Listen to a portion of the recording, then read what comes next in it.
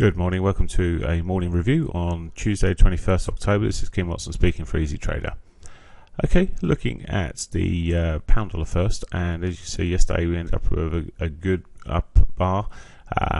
We managed to close above its daily 21, which it hadn't managed for quite some time now. So it just managed to just pip across it just as a close slightly above. Just running actually in at the moment into its 4-hourly 200, which it's seeing a bit of a reaction of, and it could see a bit more reaction yet. There's very little in the way of actual divergence off that as such.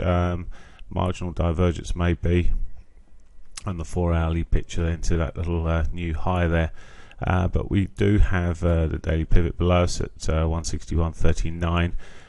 Which could be a reasonable target. I have drawn this little trend line on here. A break of that may see us coming down and clarify or confirm that sort of move or potential move down to the daily pivot. You can see on this chart actually the sort of the 60-minute divergence there is just sort of made a similar high or new high, but the RSI pretty much in line with the previous figures there, so not necessarily a massively confirmed figure. So could see some further downside here towards the pivot.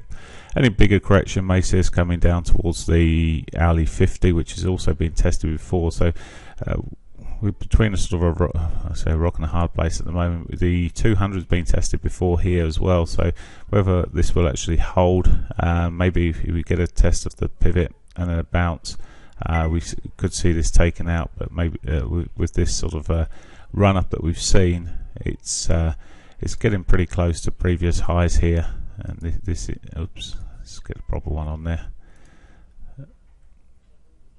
There we go.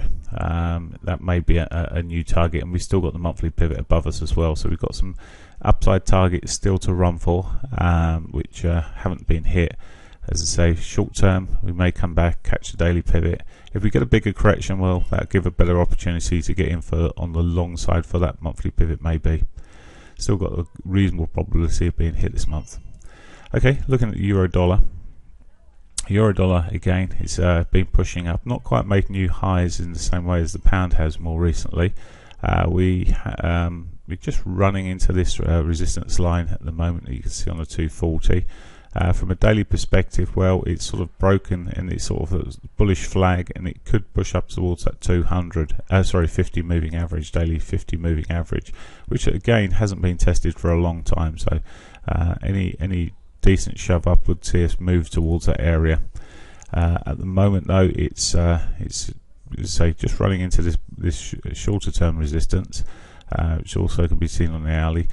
We haven't quite caught the daily pivot yet, so there is a potential we come back towards that 50 MA and daily pivot there, sitting around about 127.80, somewhere in that region, or 79.80. So we have still got that potential to be met.